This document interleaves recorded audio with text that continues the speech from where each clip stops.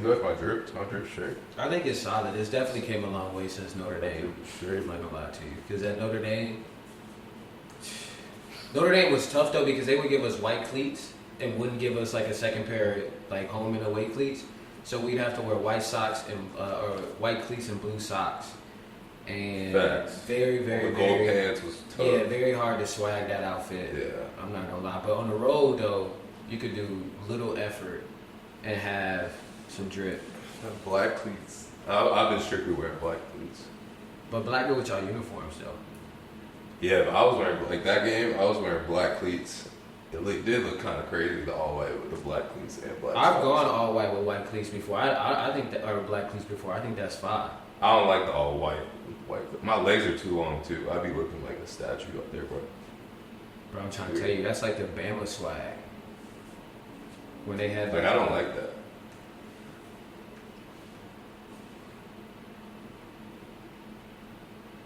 Yeah, it just don't look good on you. I think it is. I think You might just have to spat. I'm not gonna lie. we can't spat because Under Armour don't want us to spat.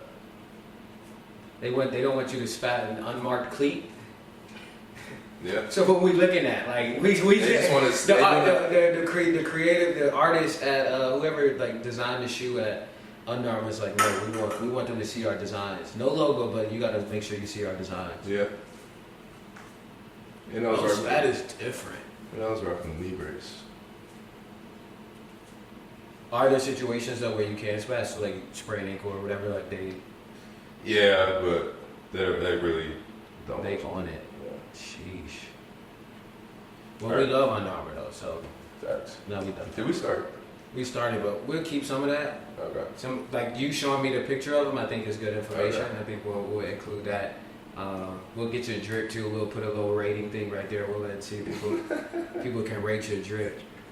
I mean it's solid. And then they just haven't seen, the people would have to see the drip from Notre Dame though, in order to see how far. I was like an ankle because we had to wear ankle braces in high school. Like, we meant to. Yeah, bro. I actually forgot about that.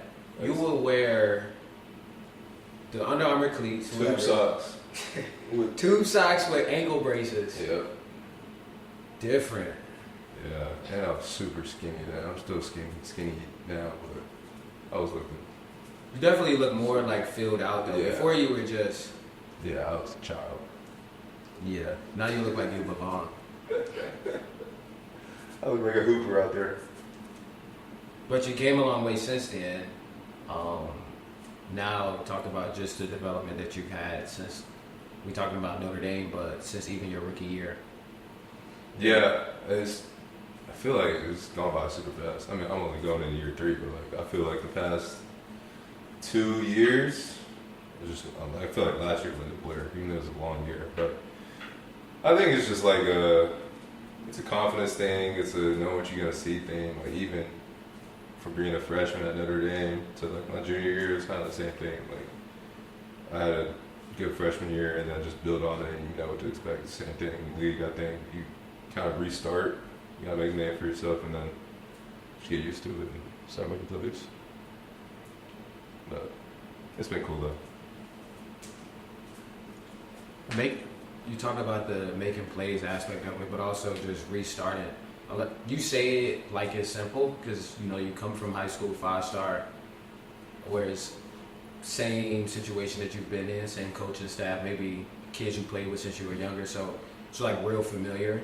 Mm-hmm. Then you get to college, you talk about restarting, but it's not just restarting at some regular old college. Like you go to Notre Dame, 5 stars, 4 stars, everybody else on the field. We didn't been to a college football playoffs, all those different things now. Mm-hmm. And then in the NFL, it's like you always find your footing though really fast, really early. Yeah. And you never really had an opportunity to, I will say, like you never really had an opportunity to even come in and chill. Where I remember before you even got in, it was like people talking about T. Joe saying, Coach Kelly, like expectations of you playing. Yeah. And if you didn't play, we were gonna be let down. Fact. Yeah. It wasn't like, oh, this freshman is coming in. We hope he can, help us out on the field. It'd be great. But if not, he's a freshman. It was no. This kid he's coming in to help us. Yeah. And if he doesn't, we missed. Yeah. No, that's real. I think I mean, I wasn't a 5-star till the end of my high school career. But yeah, I mean, I think it's just the progress of me kind of getting familiar. Because going into freshman camp, I was like, I didn't even really think I was going to the league. I was like, I'm going to Notre Dame, get a good degree, hopefully get some burn and make some plays while I'm here. But I think my first freshman practice, I was like, it was at Culver, which sucked, but they don't do that no more. They don't make them how they used to. But I had like 3 picks that day. And I was like, okay, maybe I'm good enough to play. And then I got a pick, like my first play at Notre Dame at home. It was pick 6, which was lit. But I think after my freshman year, it was like the first time I was like, okay, maybe I can make some money playing football. So, but yeah, I mean, like you said, getting thrown into the fire, I think it helps you if you're mentally strong enough to like mess up and then bounce back and learn from it. I think I kind of did the same thing my rookie year. And like, you gotta understand, like, even at the college level, like they always say, like they're on scholarship too. It's just like a matter of you bouncing back and having confidence in yourself that you're gonna make more plays than the other person. Same thing in the league, like it's no weeks off. Like you're gonna get dudes every single week, so you're gonna get balls caught on you. You might get touchdowns caught on you or whatever, but it's just a matter of like going back, bouncing back. I feel like I've done a good job of that. Not worrying too much about like outside noise or whatever, just doing me. And I feel like I try to stay as like chill as possible. Like some dudes like Roke want to be so geeked up for the game, and that's how he plays, and that's a big part of our team. And he helps us a ton just by having that energy. Whereas I kind of pick and choose my spots, but it's always kind of try to stay chill throughout the game. You got the team going though, first preseason game, right? See, tried to. I tried to. So Roquan came up to me before, and I wasn't playing the game. I was just warming up. He was like, "You got the speech." So I'm like, "All right, I got the speech. Like, I can do it." But I think in a lot of people's eyes, I'm still like that young guy. So it's kind of weird. I mean, obviously, I'm talking to a lot of like rookies and dudes who haven't played, like trying to earn a spot. So it's like kind of different. But you know, I was trying to get hyped up. I thought I did a good job, and then as soon as I'm done, whenever D-line came up to me, he was like, "I need a little more gangster next time." Like that was a little too light skinned of a speech. So I gotta work on that. Maybe I gotta wait till like year 5 to really lock in on that. I'll let Roquan do the same for now. But it was kind of trash. We lost too, so that might have been my fault. It's a preseason game. Where were you? I was a 4-star, but I had the expectations of playing as well. But it wasn't like a letdown if I didn't play, I don't think. And so similar to, I didn't have like 3 picks at Culver, but I was with the 2 nickels, or 2 defense at nickel early on, and just started making plays to where before, I don't remember which day at Culver, but before Culver was over, I ended up breaking down the team. As a freshman? Yeah. So it's like Ronnie Stanley was in the huddle, like Quentin Nelson, so all these big dudes, and I had the opportunity to break down the team. So that was one of the first moments where I was like, okay, I could play. Yeah. But when you have that moment, it also unlocks it flips that instinct in you. Because like you're a great player, but it's like I'm still young, I'm still a freshman, I'm still a rookie.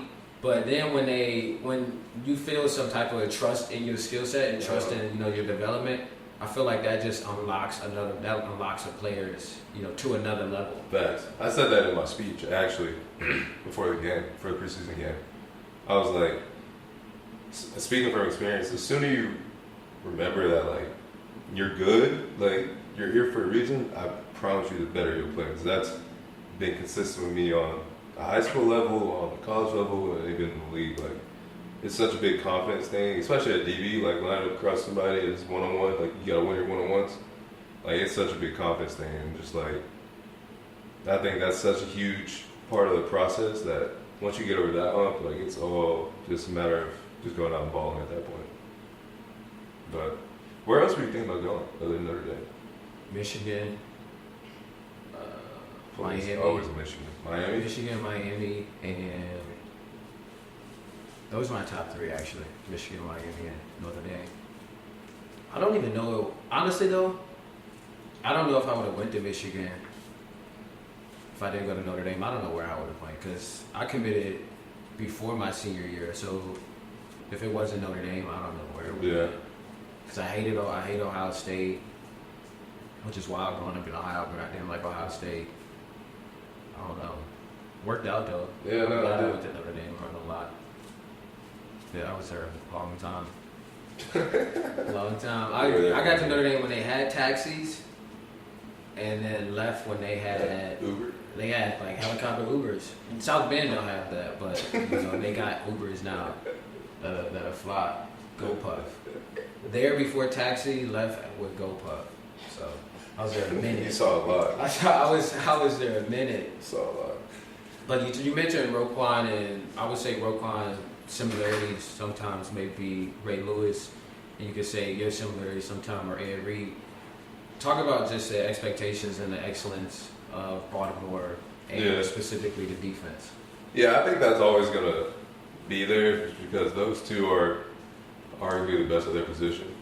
And being on the same team as them and playing well on the same team as them, it's always going to be there. But I feel like, I don't want to speak for him, but Roquan is a different player from Ray, and I'm a different player from Ed, and just things we do well and this and that. But I think I can see the Roquan Ray comparisons more than I can see the me Ed comparisons. Just because like their leadership skills and like crashing out on the field, stuff like that. I feel like I always felt like I looked up to like Sean Taylor growing up and watching a bunch of Shaun Taylor stuff because he was like a big safety, and obviously he didn't have like a ton of film just because he passed away early in his career. But just looking at his college stuff and then his stuff in the league, he was 1-on-1, and I'm not there yet, but I feel like that's somebody who I try to model my game after, just how he played and carried himself, and definitely something to look up to. But I think, like you said, those comparisons are going to be there. But I think a big part of the reason why we're good is because, it was like Ed and Ray, but they had a bunch of guys on the team who were going crazy at the same time. I feel like that's the same with us. Like you get like our offense and defense battling in practice is crazy. Like they're super talented too, and then there's a bunch of guys on defense who make a ton of plays and help us win games. So I don't think it's just like it's a huge team effort with that team, like the early 2000s and 2010 Ravens, and it's the same thing now. When you enter the locker room or enter the facility, how quick do you understand the Baltimore, mindset? Yeah. Even now from year one or going into year one, I'm sure it was just probably on new to you, you were learning everything.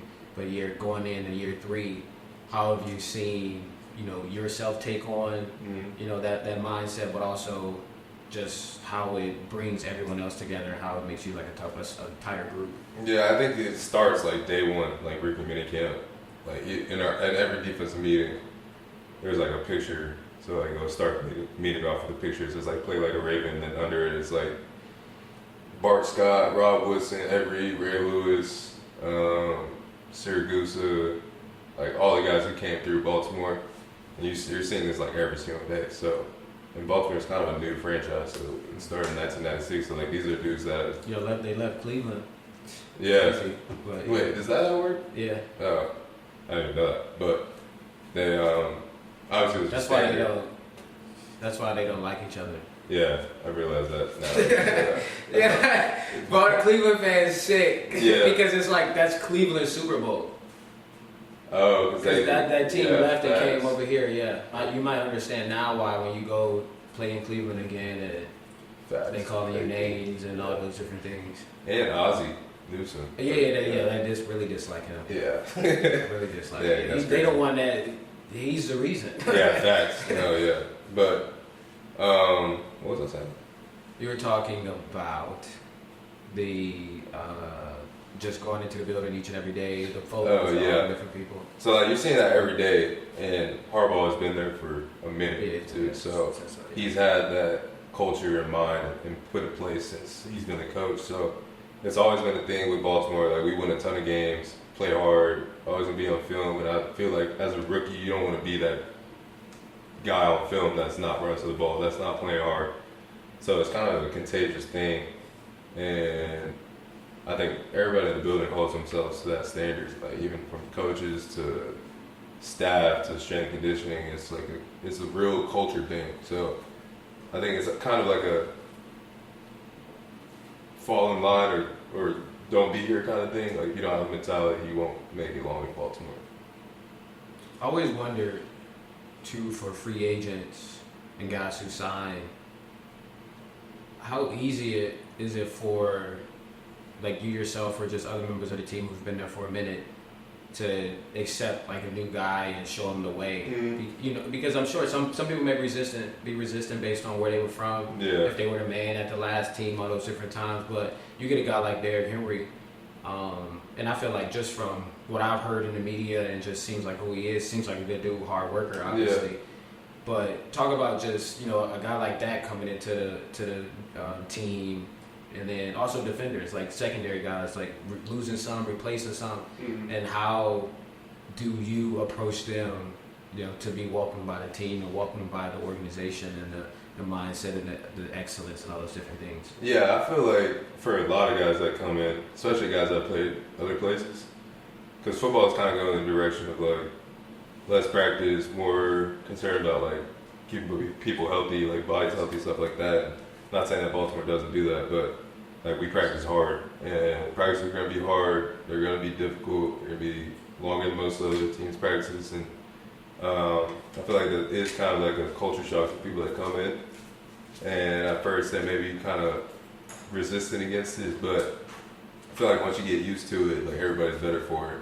And I feel like that's why guys, especially late in their career, come here and then produce, because you're working at a level that you haven't worked before, and then like you get into the game, so it's just easier. And I feel like that's kind of going back to the culture, like what they've created.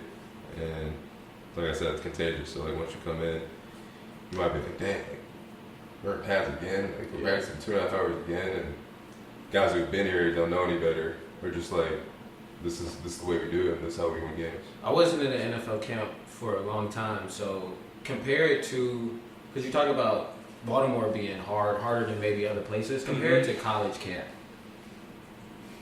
It's longer, for sure. You know, NFL like the day or the whole camp in general. Is like, college or pro? Pro. Okay. Like, I got here on July 15th because we had to report early to play that first game against KC. So I had to report even earlier because I had elbow surgery. So, like, the injured vets had to report earlier. But, like, the rookies report on the 13th, and it's what? July 13th? July 13th. Yeah. It's just like college camp. Like, they started a week ago, and they play a game in 2 weeks. Like, we don't play a game for another 2.5, 3 weeks. And we've been going at it for a month already. So, it's like, you kind of got to get your mindset in. Like, it's like a marathon before the season even starts. I feel like that's the toughest part about camp. But it's also different, though. Like, not having to worry about school, like having resources and money to put into your body and stuff like that. So it's kind of give and take at the same time. But I feel like NFL camp's a lot harder than college camp. Also, you're going against dudes every day who are like the best of the best. Like in college, there might be 1 or 2 receivers on the other side that's really going to give you a problem during camp. And like quarterback might be all right, but like that is a big difference. We're going against Lamar like every single day. You got to show up. Yeah, and you're gonna have some bad days in camp. Like I don't remember a ton of days during college camp where I was like, no, I had a shitty practice. But it's usually, I feel like in college, it's usually on you.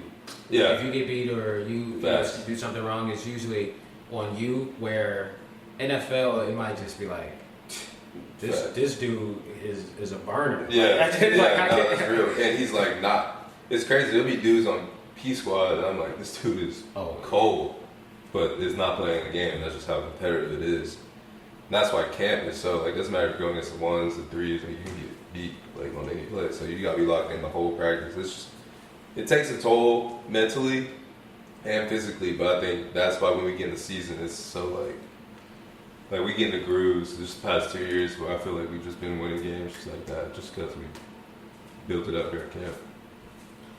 I don't know if people know this on the outside, but I feel like it's changed a little bit. But your year one versus probably now in terms of when players get released, because now they don't have, to I think there's one big cut. Yeah. But before it was like 3 cuts. Yeah. I think it might be 1 now. How hard is it? And this is just for like people who don't know, but how hard is it to be in the locker room with a guy from the start of mini camp all the way to maybe first week of August, and then not see him. He could be right next to you in the locker room. Facts. And then not see him the next day. How much of a like mindset boggler or whatever, I don't even know the word. Yeah. But like, how does that mess with you, or how do you? I don't know. Yeah, no, that's a real thing. I feel like my rookie year I had to get used to it. Kind of used to it now, but you'll be cool with somebody, and then you'll be in meetings with them. You get out to practice, they're not there. You're like, yo, where's so and so at? They're like, oh, you got him. And they're just like, dang, like he's on another team in 2 days. And the turnover, it's a business and it's part of it. Like we'll sign somebody, and so we gotta let somebody go off the roster. But it's crazy, and I'm blessed to not have been in that position yet to like know that I'm gonna be on the team and stuff like that. But the stress of a camp for somebody that's trying to make a team, I can't imagine on top of the stress of just camp in general. Like it's a job interview. They always say that. Like you have a job interview every single day. It's not just football. It's how you act in the facility. Like, are you on time at meetings? And it's a ton of stuff. So it's tough, but it's part of the league and part of paying your dues. And it's not easy to make a team. So I think you're that much better for it if you do come out on the other side and you have a roster spot. Yeah. Forgive me 1 second. I'm pouring up a Celsius mimosa. It's one of those crazy combos. Yeah, that's insane. Celsius mimosa to get you through the day. It was on the rocks too, but that melted. The rocks melted. So last season you were named All-Pro, which is congrats. Congrats. Also named top 20 in the NFL top 100 list. I wasn't. You weren't top 20? I was like 40 something. Really? I didn't watch it then. I didn't really watch it. I'm not gonna hold you. I didn't either. Yeah. Fuck. Well, so now I'm gonna restart that. People were like, "Do you want to restart it?"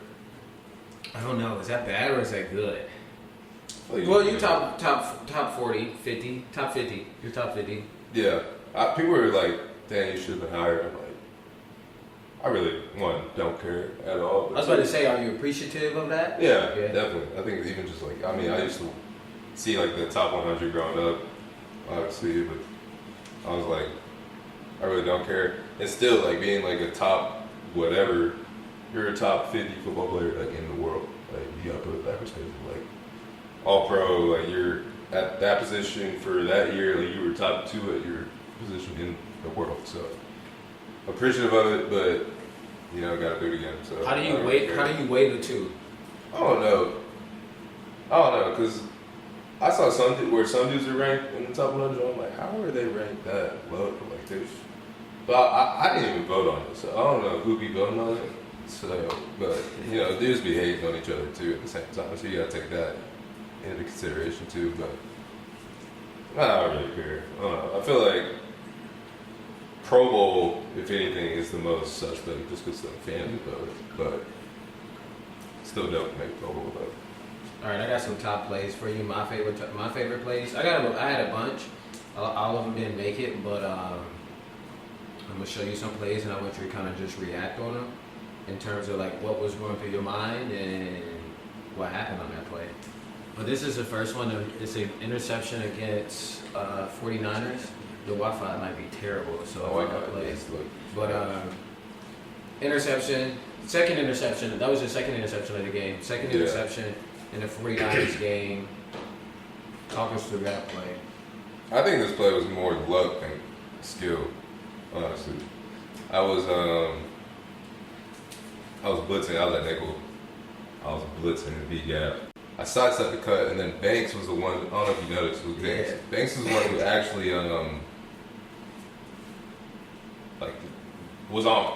hit me on the ground, and then shoved his helmet on my helmet, and then I jumped hurt, and I looked back up, and the play still going on, and then I just got up, started running the ball, and then all the DBs were doing plaster drill. Marlon did a good job of plastering Kittle. And that's just right place, right time. But I think that's the number one example of football guys rewarding you. Just running the ball, good things will happen. And that was crazy. I got another pick.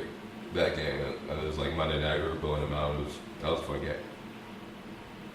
So it's wild that you're in that position. I'm not gonna lie to you. What position? Because you were on the ground and you were just like running around, and then run into the ball, get thrown, you run to the ball. I was like, ball. Yeah. Like that's a living right pick. I must have been living right that week. And then this is more of a game, not necessarily just a single play, but the 3-sack game versus the Colts. One, I don't know what's up with the blocking protection. Yeah. But you ran free on I think all of them. Literally everyone. In terms of making an interception, a TFL, a sack, a big hit, where does sack I guess rank for you? I think it's pick, forced fumble. I probably put PBU before a sack. Even though you get more PBUs than sacks, like getting a PBU, I was just running at the quarterback and tackling it. Like PBU, I gotta cover and break the pass up. This, I just don't know. I wasn't even disguising that well, especially as a DB. Right. Like I won my rookie year against the Browns, where I hit a swim in the B gap. That was fire, but like those like nickel blitzes, I was just running off the edge and he didn't see me. I was like, I appreciate it. Yeah. Stats, but I really should have had 4 that game. That would have been wild. I feel like that would have been a record. But yeah, I was like leading the team in sacks at that point. After that game? Yeah. That was my last sack. I only got sacks in that one game. Oh, wow. Yeah, no. All right, and my third and last play. This play was actually wild because I didn't even turn the game on yet. Oh, you were watching the game? I mean, I was set. The Browns Ravens playing. I gotta watch the game. So I didn't even get to where I was watching the game at. I didn't even get to the TV yet, and all of a sudden I'm getting messages, alerts saying Ravens up 7-0 or whatever, and I'm like, wow. Yeah, that was another blitz. I was kind of late on the blitz, which kind of helped me out to make the play. But our coaches always talk about like don't jump when you blitz. Oh yeah. They always say do not jump, just run with your hand up at the quarterback. I'm like, he's throwing the ball. He's doing it, yeah. I'm trying to jump, so I tipped it, kept my balance, it was right there, and I was like, please do not drop this ball. Please don't drop this. And I caught it, and I was like, I'm looking around, and Deshaun stopped chasing me, and I looked to my right, nobody was there. So I started walking in. I walked in the end zone. I really didn't even have that plan. I just walked in the end zone, and then I threw the ball. I came to the sideline, where it was like, the walk was cold. And then I realized, I was like, that's my first touchdown. Like, I need that ball. So after the game, they were like, we don't know where it's at. Like Cleveland was like, we don't know where it's at. And so our equipment guy, I guess, texted their equipment guy, I was like, can you send us the ball? So they eventually ended up sending the ball, but I'm like, this probably isn't even the ball. It's probably a ball. It's not even the ball.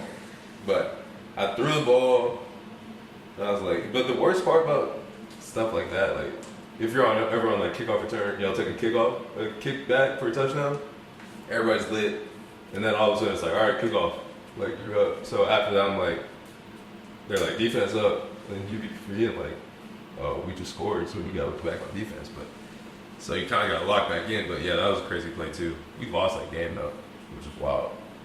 Did you know that? Y'all lost 2 to ball. Y'all lost 2 to the Browns. Nah, we lost to Steelers. Sheesh. What? Our division is tough, bro.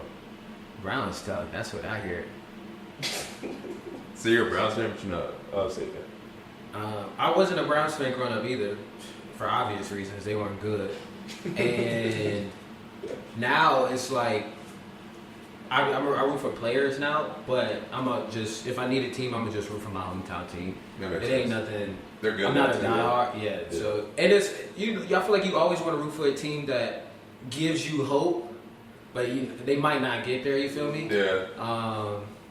Like I think those are the fun teams to root for. Like Chiefs or whatever is kind of bandwagon right now. But the Browns is every season it's like, oh, this is our year. Yeah. And it gives you that hope and it's fun rooting for it. But then by the end of the season, it's like, I feel like the league's in a good place right now, just with competition. Though, like there's a ton of teams that are good. Like, I can't really think of a team that I just think is trash. Like even teams that have been historically not good, like just growing up, the like Lions. Lions, Jets. Browns, probably some other teams. But there's a ton of teams that are the Texans. I feel like no one really was talking about the Texans. Yeah, like everybody's good now. So I mean, that just makes it tougher on. It's a fun league to watch now, just because you don't really know who can win a game.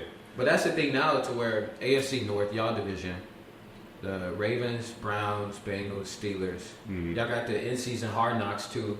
Which is gonna be fun. Talk about those games. Yeah. No, it's like even from the meetings, like on Tuesday, week of the game, it's like it feels different. It feels like we didn't play in a conference, obviously, but it's like playing USC or like playing Stanford. Like it's like playing those teams in college, where like you can tell like throughout the week it's a little more physical, get to the game, a little more back and forth. Like it's just, I feel like the AFC North's always been like that too, which is so cool. I think, you know, it's teams, and there's not like a big city in the division. Like it's more like middle tier, like gritty cities, with, like gritty players, and like the teams root for these. The fans root for the teams like hella hard, and it's gonna be cold like late in the season. And it's just like gritty football. And I think people like watching that. It's fun to play the games too. It's wild. That's the Under Armour brand of football right there. If Under Armour had to throw their logo on a game, it would be Steelers Ravens or something like that. Facts, yeah. That's just the definition of muscle mass. Pause. Like, just hitting. It's always gonna be like I don't think there's been a game where I've played the Steelers yet where either team has scored like 20 points. Yeah. Like it's always gonna be like 13-10. It's always gonna come down to last possession. It just works out like that. Now for the team from last year's run, it was the AFC Championship. Mm-hmm. AFC Championship. You've been here for a couple of years now, and it's different too because I feel like y'all went into the playoffs hot. Yeah. You know, the win against the Niners, dominating. Yeah. You know, performance, and it was just like, this is the Ravens' year. You know, mm-hmm. I thought it was y'all year to actually get to the Super Bowl. I didn't know what was gonna happen, but then you play in that AFC championship game, and it's Mahomes in town. But y'all played them, you know, previously and things like that. You've played them previously.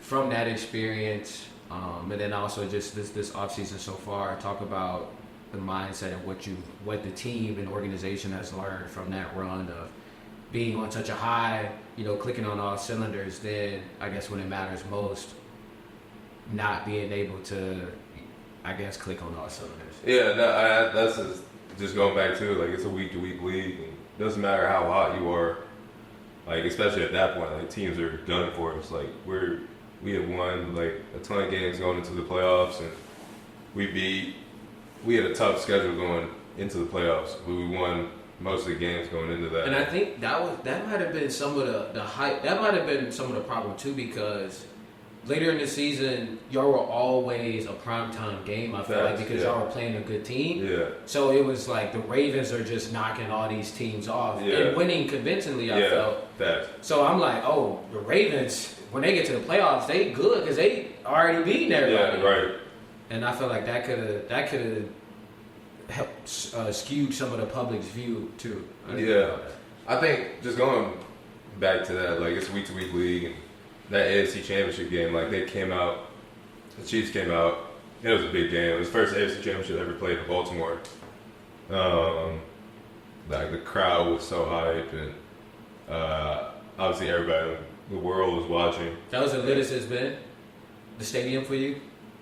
Yeah, I don't know. It wasn't a night game, so those night games would be crazy. But yeah, even like the media leading up to it, like doing interviews and stuff like that, like it's worldwide media in the building and stuff. And you just kind of feel the difference. Like you're getting away from the Super Bowl, which is arguably like the biggest sporting event in the world on one day. But yeah, like we were hyped for the game. Everybody's hyped, and we came out and they kind of like punched us in the mouth. Like Kelsey caught that touchdown when I was covering him, and I was so hot when I came inside. That was a Did you wait? I know y'all got the iPads. Did you see it? You see all the I was hot when I got to the sideline because I was like, I played that almost perfect. I feel like I could have got my head around faster and maybe like got a hand in quicker. But so I came to the sideline and I look up to Jumbotron and look at the replay. Now, and at that point, I was like, yeah, it was just a good throw, good catch. I was like, you gotta let those plays go. And so after that, I was like, whatever, I'm just gonna go do me. So I think we settled in. Honestly, we held them scoreless in the second half. In the second half, yeah. I think just as a team, and I was talking about this to some guys the other day. Even I was talking to Harbaugh about it. Like, we hadn't played from behind the whole year. Like, there was not a game. There were some games where teams came back and beat us, like Colts game, that Browns game where I got that pick. Like, teams came back and beat us, but we were never like playing from behind. So I think that was something to work on going into the offseason. Just having that mindset, like, okay, let's calm down, let's just play our game. And I feel like that kind of hurt us a little bit in that game, just not being in that position before. But honestly, I feel like we still have that like chip on our shoulder, even though we had a good year. And I try my best not to like listen to the outside noise, whether it's about me or just the team. It's just at the end of the day, like nobody's gonna go out there and play the game for us, so we gotta go out there and do our thing. But looking back on it, I think it's a good learning experience for us. And I feel like guys, and we returned a lot of people, even though we lost some guys, but having been there, I think we know what to do about it. I'm excited. That game was crazy. Yeah, no, that was nuts. You talk about a good throw and a catch. Obviously, Mahomes to Kelsey, that combo. But also, I would say you left the season last year playing on one of the most watched games last year. Obviously, aside from the Super Bowl. But now this year, you start up playing on probably going to be the most watched game that weekend. Facts. That Thursday night game. Everybody waiting on football, so everybody's going to tune into that game. Mm-hmm. I was actually talking to your dad about it, and we were just saying, like, the lights don't get bigger. Mm-hmm. Like, this is that game because everybody looking forward to it. Being in those positions and that game versus Sunday 1 p.m. game, I know you talked about some of the media and some of the attention that the public puts around it, but for you, what do you not necessarily do differently, but in Kyle Hamilton's, I guess, head, how do you look at it differently, knowing that you're about to go up and play against a Kelsey, play against a Mahomes on this big stage? Yeah, I think it sounds kind of cliche, but like I treat every game the same in my eyes, and I never try to get like too geeked up for a game, and then during the game I try to just stay like level-headed with something that this and that. Like even after a big play or a bad play, like I try to just stay chill. That's why like when I got scored on in the AFC Championship, I came to the sideline and I was, like I said, I was pissed, and then I had to kind of like calm myself down, and I was like, whatever. After that, I just let it go, and then I had to feel like I had a good game after that. But yeah, I mean, you can't ignore like it's a big game, and everybody's gonna be watching. But you know, it makes it that much better when you go out there and play well. Keep that in mind. Like I go out here in front of all these people and prove that we're a good team, that we play well and stuff like that, and then kind of set ourselves on a good trajectory for the whole year. But I feel like the more composed we just say, because there's going to be a lot of noise around it, I feel like the better we'll play, better output.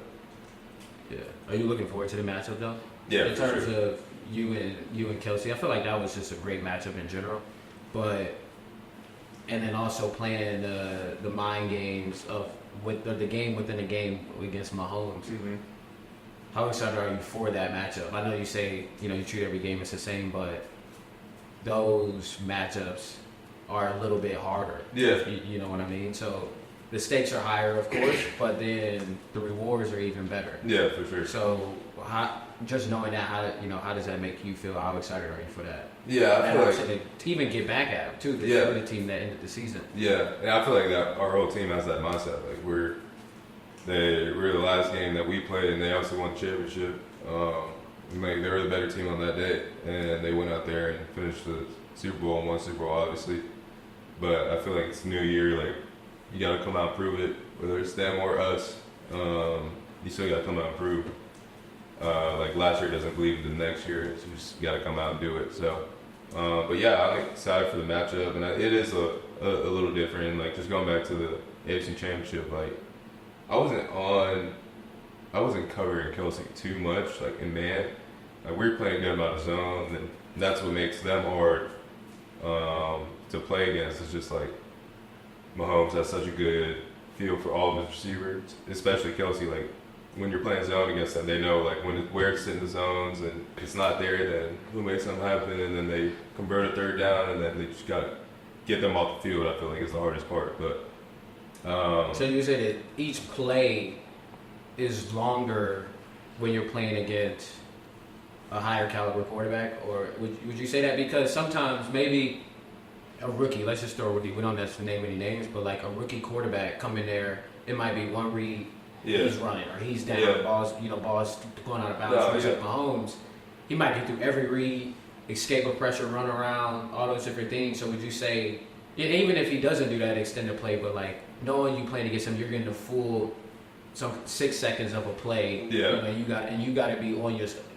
shit, or it could be a touchdown. Yeah. No. Yeah. I definitely think that's true, and that's what makes him good. That's what makes Lamar good. He's a 2-time MVP because of that reason specifically. Like he can extend plays, and it sometimes feels like you can't defend him. Like Lamar is so good at that, and I'm glad I don't have to play against him. But you can definitely tell the difference like playing against certain quarterbacks. In just terms of like your job, how that changes from week to week, and I think that's why it makes the league so tough, because you might have to do different things on a week-to-week basis and adapt throughout the week and mess up in practice, and then hopefully have it fixed by Sunday. Has Lamar ever got you, like in practice? Like shaking me? Yeah.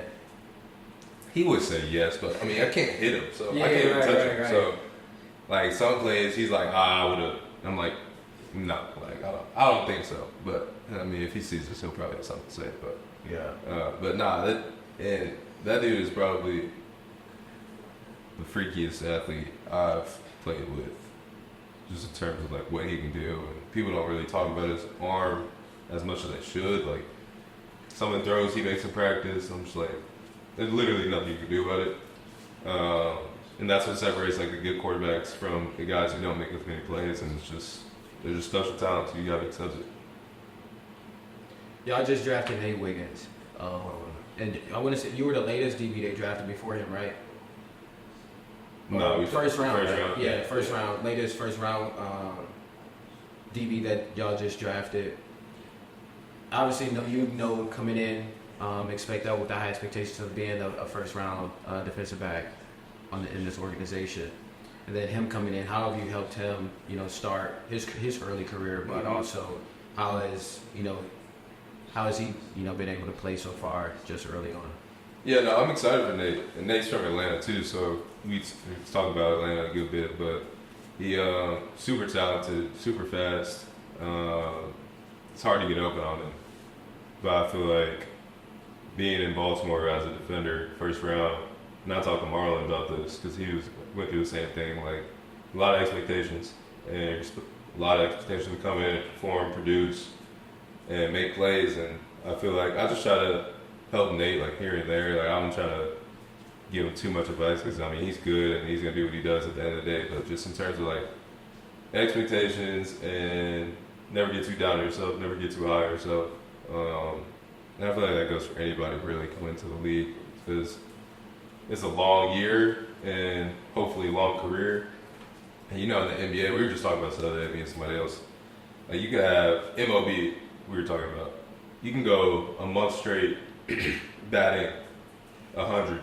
People just call it like you're in a slump. Like you'll get out of the slump. Like in the league, like if you don't play well for 10 games straight in the league, you're literally not playing. So this is just in terms of like consistency and stuff for him and how to practice and stuff like that. But I mean that comes with time and maturity, and he's still just 20 years old. So he's a young dude, and he'll learn eventually all the other football stuff. But in terms of just playing football, he's got it. We have a segment here called Local Legend. On this segment, Local Legend is a nonprofit organization that connects public figures to youth in the community through different initiatives and events and things like that. You and your pops, your family just donated a training facility, a weight room to St. Francis High School locally in Baltimore. Talk about that process, talk about, what made you want to do that and just how much, I guess, you can refer back to how much the community of Baltimore has impacted you enough already to give back such early in your career here? Yeah, I think, it was mostly my dad. Like, he, my dad, he talks to everybody. Yeah. So he's gonna go above and beyond and talk to you. But so he met people that work over at St. Francis, and they have a really good football team that played nationally ranked games. They're the top team in the country. But they're an inner city team, inner city kids who don't have a ton of resources. And I feel like my dad did a good job just kind of getting together donations and stuff like that to help them build a new weight room that they could use. And like I said, it was mostly my dad. I just try to help by just showing up and meeting some people, this and that. But I think little stuff outside of football and big stuff that you can do. But I feel like that kind of goes unknown. I feel like it's a good thing that it should go unknown, that you're just doing that kind of your art out for the clicks. But I think the platform, especially in Baltimore, like I said, it's not a huge city. A lot of people know us, so and it's a city that needs some help in some areas. So I feel like us helping with that, I feel like everybody on the team does a good job. Our community relations, all those people do a good job just giving back, using our platform to help kids. Yeah, NFL recently encouraged members of the league to rep and be proud of their heritage through the NFL Heritage Program. So talk about your Korean background, but then also being a role model for generations to come behind you. Yeah, my mom, Jackie, she's Korean. She was born there. She was raised there until she was like 13, and then came to the States. Her mom married her adopted father, who was stationed over there in the Army, and they came back to the States together. But she didn't teach us Korean, and I'm still glad she didn't. But I know like the dog commands, like come here, sit down, like stuff like that. Like, why do you only know that? Because she would tell that to us. But now me and my brother and my mom had the opportunity to go over there this off season. Actually met some family that I never met, and it's crazy to think like I'm related to this 4'11" Korean woman. Like we have blood together. It's crazy, but my mom was translating the whole time, and it was cool to meet them and like her uncles and cousins and people who she hasn't seen since she was there. So getting that opportunity was pretty cool. Just kind of put everything in perspective. Like it's kind of crazy that like somebody who comes from that could play in the NFL. And, try to give other people, it doesn't matter what their heritage is, just kind of an example of like, yeah, it doesn't matter what you look like, who you are, who your parents are, like you can do whatever you need to, whatever you want to. But I was wearing the Korean flag all last year. They used to only let us wear it for like a week or two, but they let you wear it for the whole year last year. And it was pretty cool just to see like people who are Nigerian or Canadian or whatever. And I think the NFL is doing a good job of trying to grow the game, like playing in London, Germany, playing in Brazil this year. Like I think that is we're progressing towards like being more of a global sport. And even with guys like the dude from KC, the rugby player, yeah, like stuff like that is super cool in my opinion. And I feel like the league has done a good job and incorporating like more global scale to the game, which I think it's good for everybody.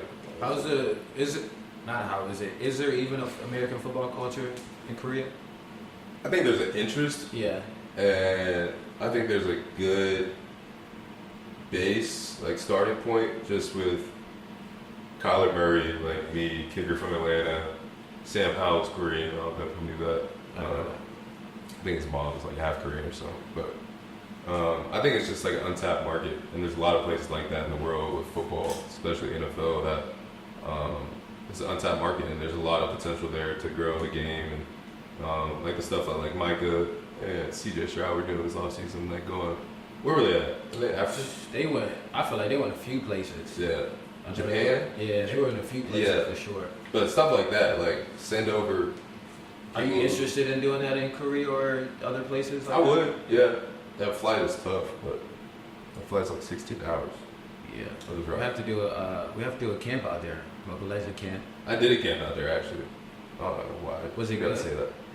Well, it was on a military base, American military base, so it was mostly American kids. And like the kids are like just regular American kids, but they like school and everything, huh? They got high school, middle school, elementary school. Oh, that's They got football fields, like tracks. It was crazy, and I think the opportunity to do that and just get back to those kids who they don't have a choice of where they live, and I'm sure a lot of them would prefer to be in the States and go to school. I have the opportunity to do that, and kids are like roasting me because like I got a touchdown calling me a Madden or something that before they come out and they're like, "What are you doing?" I'm like, I have no control over that. It's a video game, but just like going back and forth with those kids and be able to play football with them is pretty cool. And their high school team actually plays against kids like in Japan and like. Oh, so they travel? Yeah, they travel to go play football games. That's hard. Yeah, it's crazy. That's interesting though, because that's just a group of kids that are missing out on the game of football, and maybe obviously other sports, because that country doesn't play football. Yeah. You know what I mean? Because like if there was football in Korea, like, and whether the talent is good or not, you still get the opportunity to go play games and regulation football. But they're missing out on that just because Korea itself doesn't have football. Yeah, no, for sure. There were like even some Korean people on the base that were just working there, and they were at the football camp and stuff, like participating in drills and stuff like that. And it was pretty cool. Like they were interested just in the fact that I played in the NFL and was over there doing a football camp. Not that they knew too much about who I was or what I was doing. It's just like there was an interest there. And even I went to a Korean baseball game, and that was like the most surreal baseball game I've ever been to in my life. Like they got like Korean barbecue there at the game. There's cheerleaders in the stands and there's bands, and it's like a soccer game. It's crazy. But and there's like super good Korean dudes, and then there's like a bunch of like white and black dudes on the team too. So like they American dudes over here playing baseball, and the sport is huge over there. But it's just cool to see like their Koreans are super accepting of like American culture and stuff like that. It was pretty cool. Where would you rank? Now we just got a couple of questions before we end. Where would you rank Drake's L this summer on a scale 1 to 10, 10 being like career ending? Yeah, career ending. I haven't listened to Not Like Us on my own really, and I could probably say the whole song because like how much I heard it. So that was good on him and his people, just how they did it and his timing with everything. Like Drake would drop and then he would drop right after. He just kind of played the game a little better than Drake did. I would say like a 5. I feel like people would always attach Kendrick to Drake because of this, but at the same time, like I respect Drake for even, because I feel like Drake is at the point where he doesn't have to respond to people. Right. I feel like he honestly enjoys like going back and forth, and I feel like he's like petty enough to do it, and I respect him for doing it. People started rocking Kendrick after that, but I'd say like a 5. It's not a bad rating. I would give him a. I'm not as big of a Drake fan as you, so I would say, I'd say like a 4. Because I started to actually listen to Kendrick a little bit more, I'm not gonna lie. And Drake less, Kendrick more. Yeah. But now I feel like when I listen to a Drake song, I go into it with a little bit of hate. Yeah, you know, I can feel that. lie. Yeah. So I think that just comes with time too. I feel like I have to push it. Once he make that banger again, then we all good. Yeah. Are there any similarities between Baltimore and South Bend? Grittiness, both gritty places. I feel like Baltimore kind of gets a bad rap though. I feel like Baltimore is super diverse. Food's great. Food's crazy. It's right on the water. I didn't realize. I mean, I'm from Atlanta. I didn't realize how close like Philly was, or New York. Oh yeah. Like DC is like less than an hour away. Philly's like an hour away. New York's like 2.5 hours by car. You can get the train, be there hour 45. Like I didn't realize like geographically how much stuff's near it. But Baltimore itself, I feel like people are super chill for the most part, and there's a ton of like little pockets and stuff you can go to and kind of explore, and there's a lot more to do in Baltimore than people realize. But honestly, I don't see a ton of similarities between Baltimore and South Bend other than it's gritty.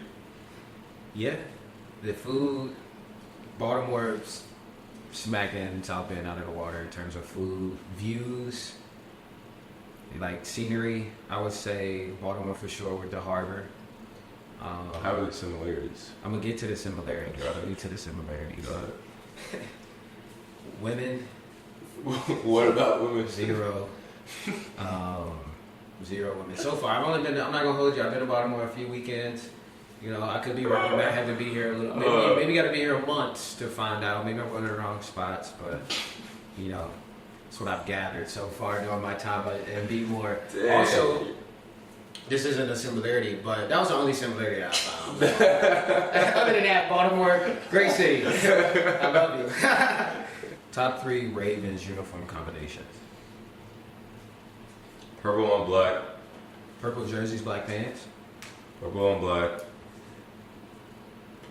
Black on black.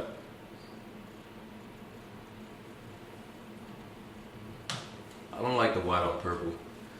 Probably all white after that. Purple on black. No.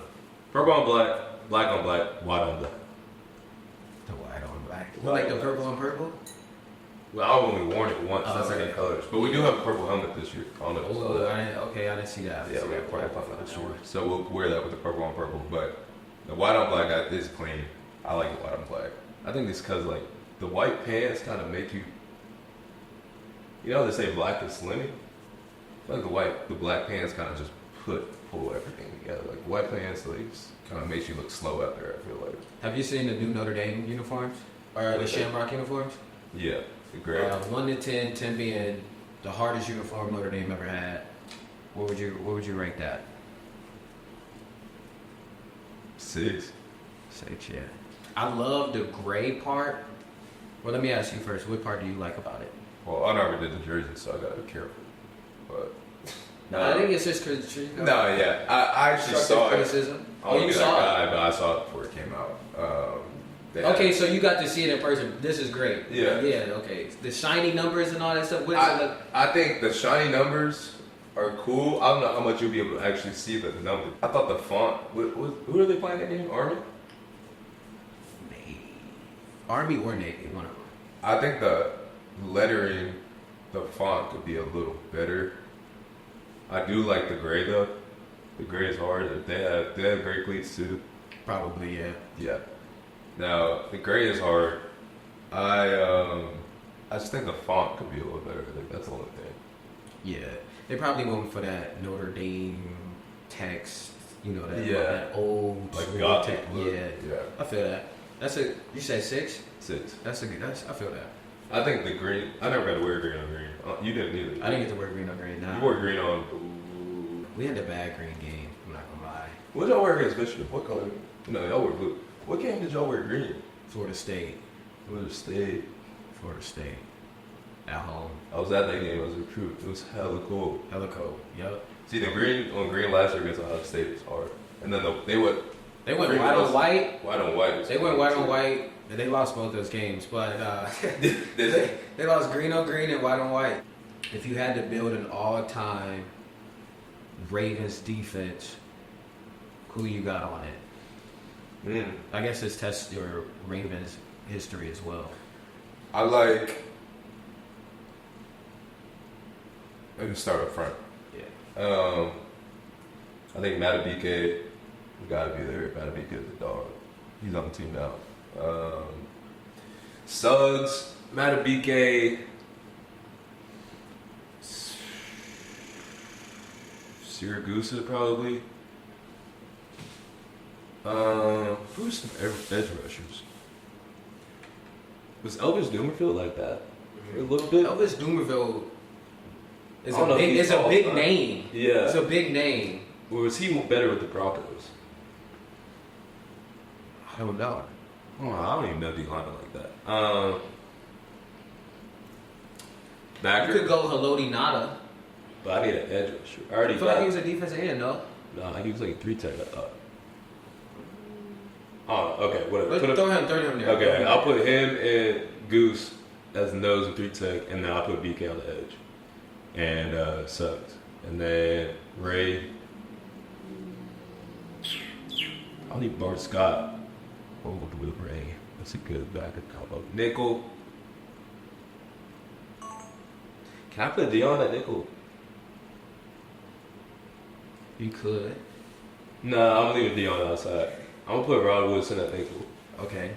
And I'm gonna put Marlon at the other corner. Safety, I'll put Ed and Webb. That's a legendary roster right there. That's a good. And then you can easily throw some backups in there. You could be a backup. Roquan be a backup. That's. I feel like I've done enough. Calais Campbell could be a backup. Like I feel like. Yeah. I'm missing some guys too. Yeah, no. I mean, this is. I mean, that's good. Yeah, that's. I mean, they had a record when they were playing, and they didn't give up a certain. I forget. It was the year they won the Super Bowl, but with Shannon Sharp on that team and Trip Dilfer was a quarterback. Yeah. Whereas like that was like one of the greatest defenses of all time. Yeah. All right, last question. One guest you want to see on the podcast, but you have to help get them on.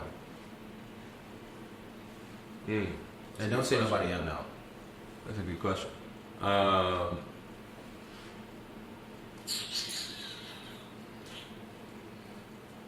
Have you done musicians yet? I haven't. I was gonna say Ian. What's crazy is Football player, maybe. I was gonna say I just saw this. there's no limit. You know, you could be one person, you could be 50 people. You know, it don't matter. So are we saying Ian? No, I'm gonna keep it sports. Hold on. Mon Shumpert. Mon Shumpert, you from Jersey? He's from Chicago. That's a good one now. Sean. I think that'd be cool. I don't know. Sean might be taxing and come on a podcast though. But my dad used to train Sean. That's why I know him. I knew him since he was in college. I was a jit, but That's a good backstory though. yeah. Is that good enough? No, give me a real answer. You gave me two. You gave me one that said he probably won't come on. So, yeah, All right. You said a name and then you said he probably won't come on. Lamar's not gonna come on. Lamar be inside. Lamar, we inside, but it really go off. When I ask people this question, it really just go off of the strength of your relationship with that person. With them? Because I've done one with RC, right? Ryan Clark pretty early on, but Jalen literally helped set that up, and Jalen really tightened. So that's when I was like, you know what? It really depends on, and it also obviously depends on the person if they want to help out, look out on those different things. But that's what I found out to where it's like it's the strength of the relationship with that person. Because if I feel like if I came to you and asked you to do something for somebody, my dog Chad, you would do it. Yeah. You feel me? But I've known you since I was 18. Like you said, it goes back to relationship. Yeah. So we got Ian. And music will be hard because I do collab with Lyrical, and I shoot some out of Lyrical. So if he's ever in Chicago for a show, which I'm sure he is, that would be real easy to. No, I found who he was like when he was like before, yeah. And I DM'd him. I was like, "Your music's hard." I was kind of blatant a little bit, but I mean, I think his music is hard. So he kind of blew up, and then I followed him. He followed me back. He might have followed me. I don't know. I need to go check, but maybe I could name up OSC as a podcast. Yeah. Whereas with Lyrical, y'all could do it at Lyrical. I see the similarities there. That's why I said it. Yeah, I see. It was calculated. It wasn't just out of nowhere. I don't think that's what I'm saying. If you gotta help get them on, I don't think it's just we not just throwing names out there. You feel me? What about like Drake London? That's fire. Yeah. Yeah. Okay. I just saw Drake yesterday, so that's why he was getting him on. That would be fire. I'm gonna need a cut though. You could be on it. I don't want to be on it. Okay. I want money. Bet. What up, B-Ward? What up, B-Ward? I'm Shaun Crawford, host of Varsity House Podcast. On this episode, we got my guy, Ravens All-Pro Safety, Kyle Hamilton. We got a great episode for you today. Thanks for coming on. Thanks for having me.